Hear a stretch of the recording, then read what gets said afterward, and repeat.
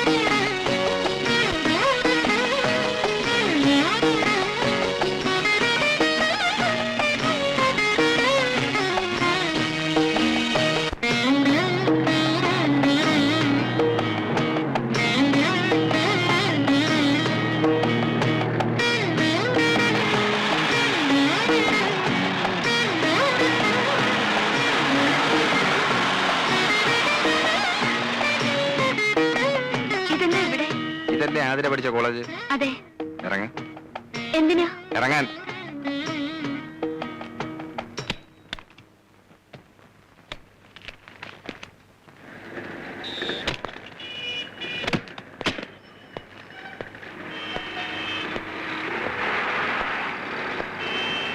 എന്റെ ആലോചന വന്നപ്പോ താല്പര്യക്കുറവ് കാണിക്കാൻ ഒരു കാരണം ഇതായിരുന്നല്ലോ. വിവാഹം കഴിഞ്ഞു എന്ന് വെച്ച് ആതിരയുടെ താല്പര്യങ്ങൾ ഒന്നും സറണ്ടർ ചെയ്യണ്ട. തുടർന്ന് പഠിക്കണമെങ്കിൽ പഠിക്കാം. അതല്ല, കൂട്ടുകാരികൾക്കൊപ്പം കുസൃതിയും കുന്നായ്മയും കാണിച്ച് നടക്കാൻ പറ്റാത്തത് ഈ വിഷമം ഉണ്ടെങ്കിൽ അത് മാറ്റിയെടുക്കാം. അല്ലേ? നിക്കേ, വൈകിട്ട് വിളിക്കാൻ ഞാൻ ഇവിടെ വരണോ അതോ ക്ലാസ് കട്ട് ചെയ്ത് കൂട്ടുകാരികളുമായിട്ട് എങ്ങോട്ടെങ്കിലും കറങ്ങാൻ പോവേ? ഇവിടെ വന്നാ മതി. മതിയല്ല? Okay, by.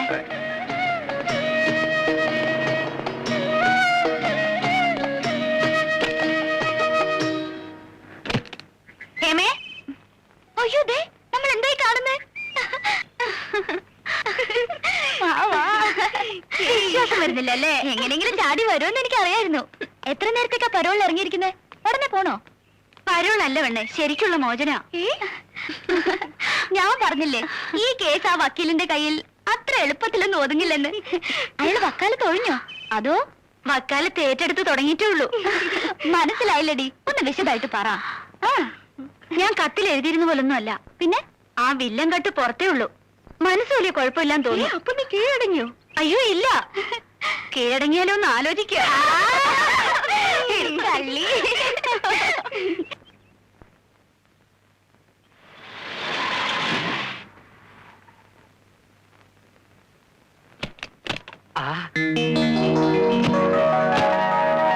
ആരാ വന്നിരിക്കുന്നത് നോക്ക്. കാർമേഘം ഒഴിഞ്ഞ് ആകാശം തെളിഞ്ഞു തോന്നല്ലോ. വരൂ വരൂ, അകത്തേക്ക് വരൂ. വാ. നമസ്കാരം. വരൂ, അകത്തോട്ടിരിക്കാം. ഇരിക്കേ. ഞങ്ങൾ ഇന്നലെ അങ്ങോട്ട് വരുന്ന കാര്യത്തിനെ കുറിച്ച് സംസാരിച്ചതേ ഉള്ളൂ. ആര് സംസാരിച്ചു? ചേട്ടൻ. ഓ, ഞാനങ്ങ് മറന്നുപോയി. അപ്പൊ ചേട്ടൻ പറഞ്ഞു നിങ്ങൾ ഇങ്ങോട്ട് വന്നിട്ട് പിന്നെ ഞങ്ങൾ അങ്ങോട്ട് വന്നാ മതിയെന്ന്. അല്ലല്ല, നമ്മൾ അങ്ങോട്ട് എന്നിട്ട് അവർ ഇങ്ങോട്ട് വന്നാ മതി. അത് തന്നെയാണ് ഞാനും പറഞ്ഞത്. ഇങ്ങേരുടെ ഒരു മുടിഞ്ഞ മറവി. ഒരു കുറ്റമാണോ? ഏതായാലും ഞങ്ങളുടെ കടം തീർന്നല്ലോ, ഇനി നിങ്ങൾക്ക് അങ്ങോട്ട് വരാമല്ലോ. പിന്നെന്താ, അങ്ങോട്ടോ ഇങ്ങോട്ടോ ഒന്ന് ഇറങ്ങാൻ പരിചയക്കാരുടെ വീടില്ലാതെ ശ്വാസം മുട്ടി ഇരിക്കുകയായിരുന്നു ഞാനും ചേട്ടനും. അല്ലേട്ടാ? വല ചെലക്കാണ്ടിരി, ഇവർക്കും എന്തെങ്കിലും പറയാനുണ്ടാവും. വലേ? അതെ, വസന്ത കോകില. നീളം കുറച്ച് വാല തുടങ്ങിയ പിന്നെ ചീഫ് മിനിസ്റ്റർ വണ്ടി പോലെ നിർത്താൻ പാടാ. ഭയങ്കര തമാശക്കാരനാ, അതുകൊണ്ട് എനിക്കിവിടെ ബോറടിയില്ല.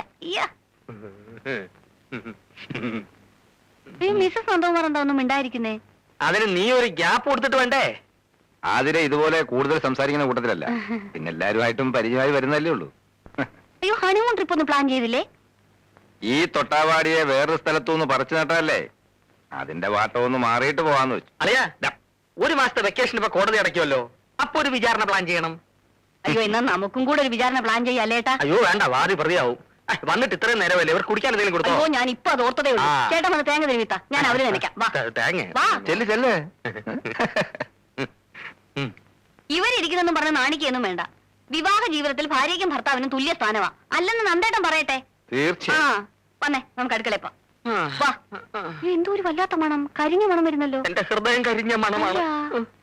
ഇത് ഹൃദയമല്ല, അതിന്റെ തുണി കരിഞ്ഞ മണമാണെന്നാ തോന്നുന്നത്. അയ്യോ, എന്റെ ചുരിദാർ തേക്കാൻ വന്നിട്ട് പെട്ടി ഓഫ് ചെയ്തില്ലേ? അയ്യോ, ഞാൻ മറന്നുപോയി വല്ലേ. ഓ, എനിക്ക് വയ്യ ഇയാളെ ഒരു മറവി. സാധാരണ എല്ലായിടത്തും ഭാര്യയാണ് ഭർത്താവിന് ഇസ്തിരി ഇട്ട് കൊടുക്കുന്നത്, ഇവിടെ നേരെ തിരിച്ച. ഒരു ചുരിദാറിന് പകരം നിലയ്ക്കാൻ 9 ചുരിദാർ മേടിച്ചു തരാം വല്ലേ, ഒരു സുബേദാരം കൊണ്ടുതരാം വലയ്ക്കാൻ. നമ്മുടെ കല്യാണം കഴിഞ്ഞ് 3 ദിവസം കഴിഞ്ഞായിരുന്നില്ല ഇവരുടെ കല്യാണം. എന്നിട്ടും അവർ തമ്മിലുള്ള അടുപ്പം കണ്ടില്ലേ. പാചക കാര്യത്തിൽ എന്റെ ഹെൽപ്പ് എന്തെങ്കിലും വേണമെങ്കിൽ പറയാൻ മടിക്കണ്ട, ഞാൻ വന്നിരിക്കും. ഓക്കെ? അതൊന്നും വേണ്ട. ആണുങ്ങൾ അടുക്കള കയറുന്ന എനിക്കിഷ്ടമല്ല. ഞാൻ വെക്കുന്നത് കുറ്റം പറയാതെ കഴിച്ചാ മതി.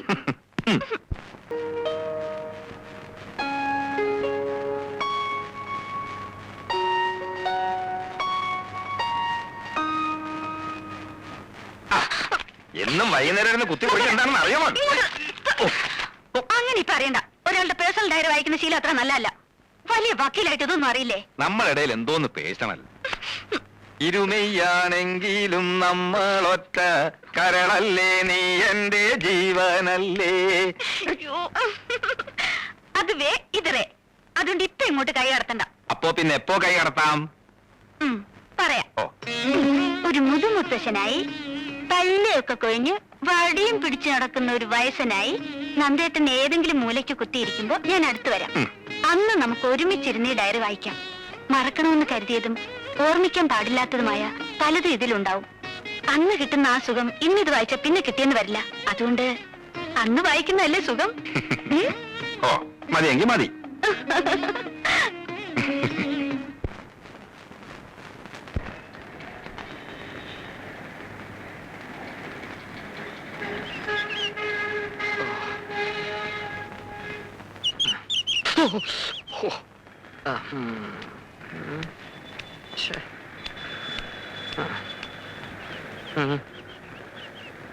ശിവശങ്കരൻ ചേട്ടൻ. അയ്യോ, ഞാൻ മറന്നുപോയി. അല്ല, ഉണ്ണിത്താനെന്താ ഇവിടെ?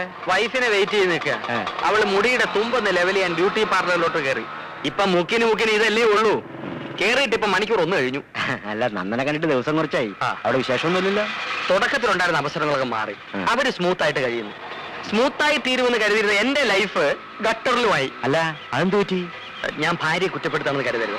ഒരു ഭർത്താവ് മനോഭാവമാണ് അവൾക്ക്. പൂർണ്ണമായിട്ടൊരു ഭാര്യയാകാൻ എനിക്ക് കഴിയുന്നുമില്ല, അതാ കുഴപ്പം. അല്ല ഉണ്ണിത്താനെ, ജീവിതമാകുമ്പോ ചില വിട്ടുവീഴ്ചകളൊക്കെ വേണ്ടി വരും. വിട്ടുവീഴ്ചകളൊക്കെ വേണ്ടി വരും, ശരിയാണ്. ഒന്ന് കുനിഞ്ഞു കൊടുത്താൽ ചാടി തലേ കയറും. ആണത്തം കളഞ്ഞിട്ടുള്ള ഒരു വിട്ടുവീഴ്ചയ്ക്കും ഞാൻ തയ്യാറല്ല. നേമന തറവാട്ടിലേ ഞാൻ. അല്ല പിന്നെ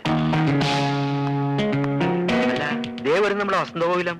നമ്മുടെ വസന്തകോവിലേ? അല്ല, നമ്മുടെ. അല്ല, അതേന്ന്. ആണോ?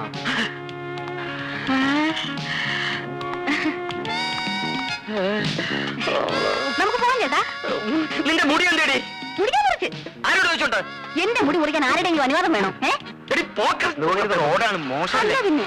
നിനക്ക് മുട്ടറ്റ മുടി ഉണ്ടായിരുന്നോണ്ടാണ് ഞാൻ നിന്നെ കല്യാണം കഴിച്ചത്. അജാന് ബാഹു, അത് നിനക്കറിയോ? ഓ, അപ്പൊ ഉണ്ണിയേട്ടൻ എന്റെ മുടിയാണ് ഇഷ്ടപ്പെട്ടത്, എന്നെ അല്ലല്ലേ?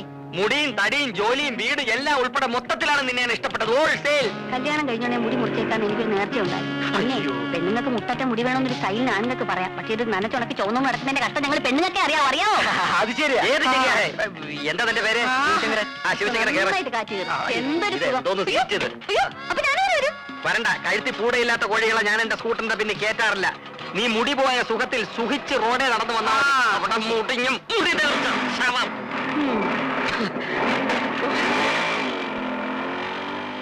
ഓട്ടോ. സത്യം പറഞ്ഞാൽ ഒരു വിവാഹ ജീവിതത്തെ കുറിച്ച് ആലോചിക്കുമ്പോ എനിക്ക് ആശങ്കയുണ്ടായിരുന്നു. എന്താ ആശങ്ക? കാലം തെറ്റിയുള്ള വിവാഹമാവുമ്പോ വല്ല പ്രേമനൈരാശ്യവും പിടിപെട്ട് കെട്ടുപ്രായവും കഴിഞ്ഞു നിൽക്കുന്ന പെണ്ണിനെ കെട്ടേണ്ടി വരുമോ എന്നുള്ള ആശങ്ക. ഇപ്പൊ ഉണ്ടോ? ഇല്ല. മറ്റൊരുവന്റെ ഓർമ്മകൾ മനസ്സിൽ സൂക്ഷിക്കാത്ത ഒരുവളെ ഭാര്യയായി കിട്ടുന്നത് മഹാഭാഗ്യമാണല്ലേ? എന്റെ മനസ്സിൽ മറ്റൊരുവന്റെ ഓർമ്മകളില്ലെന്ന് നന്ദേട്ടൻ എങ്ങനെ അറിയാം? ഉണ്ടോ? ദേ നെഞ്ചിടിക്കുന്നുണ്ടല്ലേ? പേടിക്കണ്ട, എന്റെ മനസ്സിൽ അങ്ങനെ ഒരു കോന്തനും ഇല്ല. സത്യം? ദാ, സത്യമായിട്ടല്ലേ വിശ്വാസാവൂ? വേണ്ട, എനിക്ക് വിശ്വാസം. നന്ദേട്ടനെ പോലെ ഒരു ഭർത്താവിനെ കിട്ടിയ ഞാൻ എത്ര ഭാഗ്യവതിയാ. തുറന്നു പറയണം, ആതിരയുടെ ഇഷ്ടവും ഇഷ്ടക്കേടും മനസ്സിലാക്കാൻ എനിക്ക് കഴിയുന്നുണ്ടോ? ഇല്ല. ഏ? കല്യാണം കഴിഞ്ഞിട്ട് മാസം 3 ആയില്ലേ? എന്നെ ഇതുവരെ നന്ദേട്ടൻ കോടതിയിലൊന്ന് കൊണ്ടുപോയോ? അഡ്വക്കേറ്റ് നന്ദകുമാർ കോടതിയിൽ ഷൈൻ ചെയ്യുന്ന കാണാൻ അദ്ദേഹത്തിന്റെ ഭാര്യയ്ക്ക് കൊതി കാണില്ലേ? അത്രേ ഉള്ളൂ. നല്ലൊരു കേസ് വരട്ടെ, അപ്പൊ കൊണ്ടുപോവാം. അപ്പൊ ഇപ്പൊ വക്കീലിന് കേസൊന്നും ഇല്ലേ? അയ്യോ, ഇപ്പൊ ഉള്ളത് മോഷണം, പിടിച്ചു പറയും, അതിർത്തി തർക്കം.